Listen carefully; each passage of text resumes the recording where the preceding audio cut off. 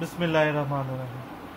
अच्छा जी, today's topic is deformation. Deformation का मतलब होता है चेंज इन शेप। अब किसी चीज़ की शेप कैसे चेंज कर सकते हैं? जैसे ये हम उसे खींच लें, इसे गुच्छू गुच्छू कर दें, ये भी शेप चेंज होगी। हम इसे अच्छा रैप भी कर सकते हैं अच्छे तरीके से, ये भी शेप चेंज होगी इसकी, ये भी shape change. Change in shape is of many types. लेकिन अब बेसिकली हम ओ लेवल में, इवन इन ए लेवल, हम चेंज शेप में जो शेप का एस्पेक्ट जो चेंज देख रहे हैं वो चेंज इन लेंथ देख रहे हैं। ठीक है, यानी हम मेनली चेंज इन लेंथ देख रहे हैं। अब वो किसी भी चीज़ की शेप को चेंज करने के लिए सबसे पहले क्या रिक्वायर्ड होता है? फोर्स। तो इस चैप्टर में, इस टॉपिक में फोर्स के लिए एक वर्ड लोड यूज करेंगे बार बार। इस चैप्टर में हम फोर्स को लोड कहेंगे। लोड वेट भी तो होता है ना, वो भी फोर्स होती है। तो कौन से ऑब्जेक्ट है जिनकी शेप या लेंथ में चेंज आ जाता है? तो they are three types of objects. एक है इलास्टिक ऑब्जेक्ट। इलास्टिक ऑब्जेक्ट्स जैसे ये एक स्प्रिंग है, इलास्टिक ऑब्जेक्ट में स्प्रिंग आ जाते हैं, रबर बैंड आ जाते हैं, एक्सेट्रा। देखिए ये स्प्रिंग है, इस वक्त जो इसकी लेंथ है ओरिजिनल है, कुछ फोर्स नहीं लगाई। तो ये वाली जो लेंथ है इसे हम कहते हैं अनलोडेड लेंथ या ओरिजिनल लेंथ। तो हम यहाँ फोर्स लगाते हैं, वो फोर्स कोई वेट अटैच करके भी हो सकती है या हाथ से भी खींच सकते हैं। तो वेट को लोड कहते हैं ना, इसलिए इस चैप्टर में फोर्स को लोड का वर्ड यूज करें। तो अब देखेंगे इसकी लेंथ ज्यादा हो जाएगी, और ये भी तो कर सकते हैं फोर्स हम दबाने वाली ऊपर की तरफ लगाए तो कम हो जाएगी, लेंथ में चेंज आ जाएगा। लेकिन जब हम इसे छोड़ देंगे ना, तो one thing we will see, ये दोबारा अपनी असल लेंथ में वापस आ जाएगी। तो वो ऑब्जेक्ट जो अपनी ओरिजिनल शेप में वापस आ जाता है उन्हें कहते हैं इलास्टिक ऑब्जेक्ट्स। लेकिन कुछ ऐसे ऑब्जेक्ट, हमने मेनली इलास्टिक ऑब्जेक्ट को स्टडी करना है, लेकिन कुछ ऑब्जेक्ट ऐसे भी होते हैं हमारी लाइफ में जिनकी हम फोर्स लगाकर, लोड लगाकर शेप चेंज करें, लेकिन छोड़े तो वो वापस नहीं आते। जैसे प्लास्टिक है, उन ऑब्जेक्ट्स को साइंटिफिकली प्लास्टिक कहते हैं। जैसे खाई हुई च्युइंगम है या चाइना क्ले है, उसे हम दबा के छोड़ दें वो वही रहेगी, वापस अपनी ओरिजिनल शेप में नहीं आएगी। और कुछ ऑब्जेक्ट्स होते हैं रिजिड, जैसे हार्ड चीजों को कहते हैं, मार्कर फोर्स लगाई भी तो शेप चेंज नहीं करेगा।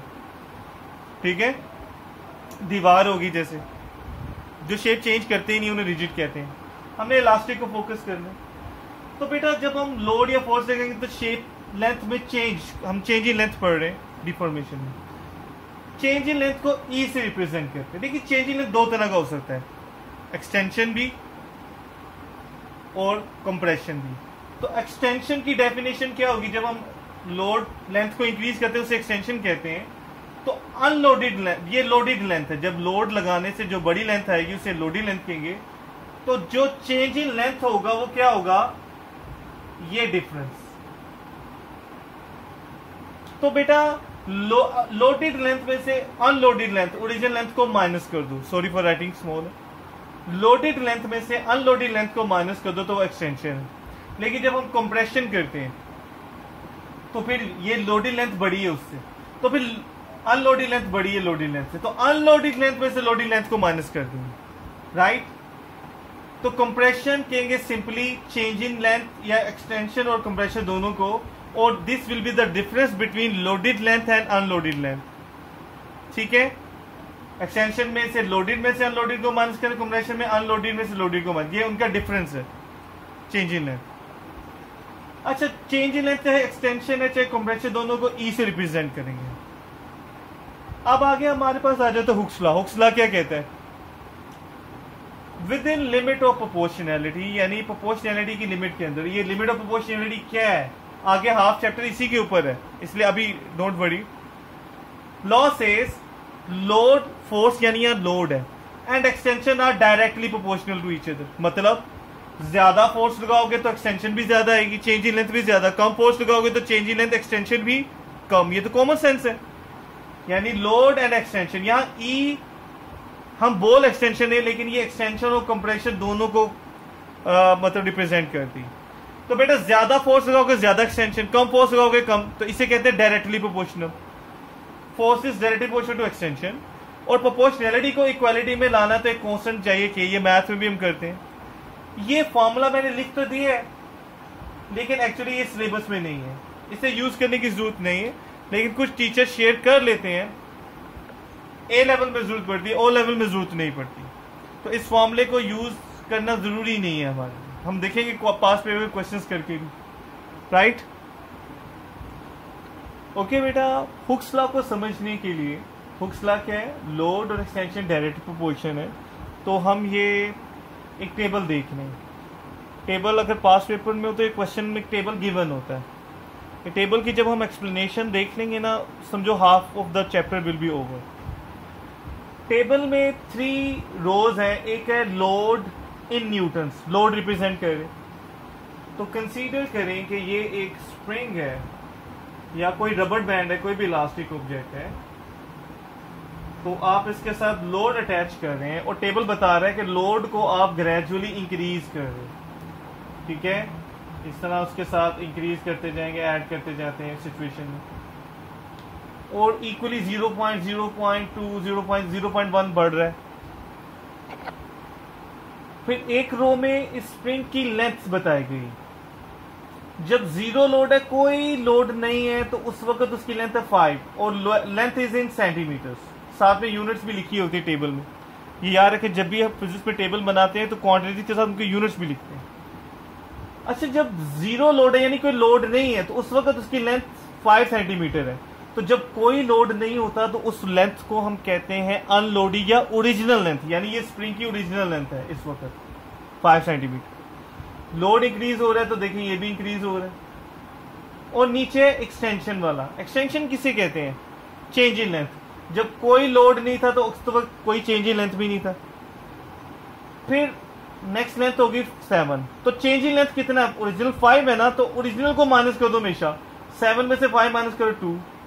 फिर जब लेंथ -9 होगी तो हमेशा माइनस आपने इसी को ही करना है, इसलिए मैंने सर्कल किया है। ये अनलोडेड लेंथ बहुत इंपॉर्टेंट है। 9 हो जाएगी तो उसमें से भी 5 माइनस करना है, ओरिजिनल लेंथ यानी लोडेड अनलोडेड लेंथ को माइनस करना है 4। 11 में से भी 5 को माइनस करना है 6, 14। ये टेबल गिवन होगा, राइट। अब इस टेबल को हमने इन ग्राफ्स पे रिप्रेजेंट करना है, 4 ग्राफ्स में, और जब ये एक्सप्लेनेशन हो जाएगी, समझ लेंगे हम इसको, तो देन बेटा वी कुड से कि ये चैप्टर हाफ हो जाता है।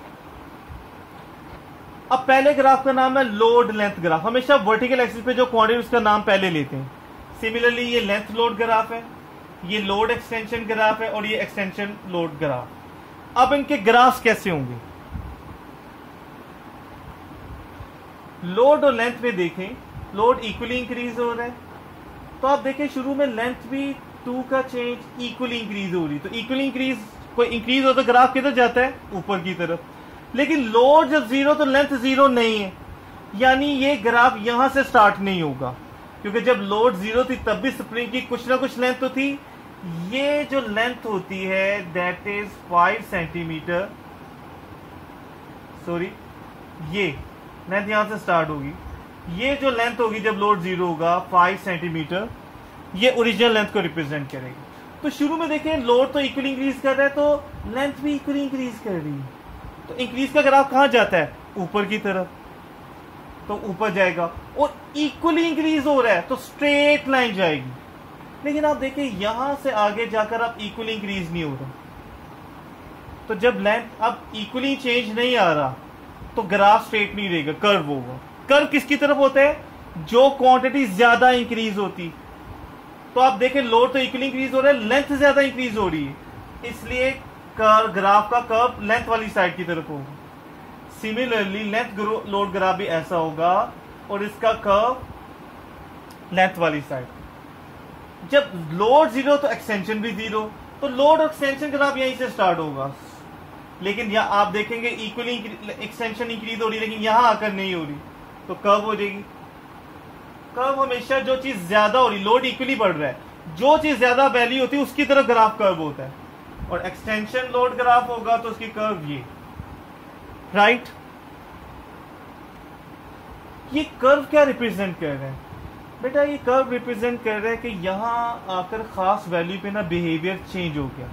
पहले वो इक्वली लेंथ में और एक्सटेंशन में चेंज या इंक्रीज आ रहा था, फिर इक्वल नहीं रहा, यानी चेंज आ गया बिहेवियर में। जैसे होता है ना, हमसे कोई मजाक करे, हमारे मजाक कर रहा हो तो हम भी इंजॉय कर लेते हैं कभी, लेकिन एक कहते हैं कभी एक बहुत ज्यादा करे तो हम कहते हैं भाई गुस्सा आने लग जाता है, हमारा बिहेवियर चेंज होने लग जाता है। तो जब हमारा बिहेवियर चेंज कहते हैं, बिहेवियर चेंज होने हम कहते हैं दिस इज द लिमिट। हर चीज की एक लिमिट होती है। तो जहां ये बिहेवियर चेंज हो गया ना, इससे कहते हैं लिमिट। और अगर आप इस ग्राफ को, तो जहां से ये ग्राफ कर्व होना शुरू हुआ है उस पॉइंट को स्ट्रेट लाइन से लोड वाले एक्सिस से मिला दें, तो वो जो लोड की वैल्यू आएगी ना, उससे हम कहते हैं लिमिट ऑफ प्रोपोर्शनैलिटी। ये स्टैंडर्ड शॉर्ट नहीं है LOP। जब आप एग्जाम में लिखे पूरा लिमिट ऑफ प्रोपोर्शनैलिटी, जहां से ग्राफ कर्व होना शुरू हुआ है उसे लोड वाले एक्सिस से मिलाएं, ये वाली जो लोड की वैल्यू है, जहां से ग्राफ स्ट्रेट कवर जो कर्व होना शुरू हुआ है उसे लोड वाले एक्सिस से मिलाएं, तो that value of load will be, load वाले एक्सिस से मिलाना है, limit of proportionality. Limit of proportionality की डेफिनेशन नोट्स में लिखी है, मैं बोल रहा हूं। लिमिट होता है ना मैक्सिमम, किसी की तो लिमिट ही होगी, मैक्सिमम वैल्यू। तो लिमिट ऑफ प्रोपोर्शनैलिटी का मतलब है maximum load up to which load and extension are directly proportional to each other. ये लोड और एक्सटेंशन ही क्यों कहा, लेंथ क्यों नहीं? क्योंकि जो जीरो से शुरू होता है वो डायरेक्ट प्रोपोर्शन हो सकते हैं, बाकी नहीं हो सकते, राइट। तो क्योंकि लेंथ जो सा होता है वो अनलोडेड लेंथ से स्टार्ट होती है उसका ग्राफ। तो load and extension are directly proportional. जहां तक डायरेक्टली प्रोपोर्शनल होते हैं लाइन स्ट्रेट रहती है, तो वहां तक जो मैक्सिमम लोड है that is limit of proportionality, right. तो ग्राफ में जहां से कर्व होना शुरू हुआ ग्राफ, उससे लोड एक्सिस से मिलाएं, तो लोड की जो वैल्यू है लिमिट ऑफ प्रोपोर्शनैलिटी कहेंगे।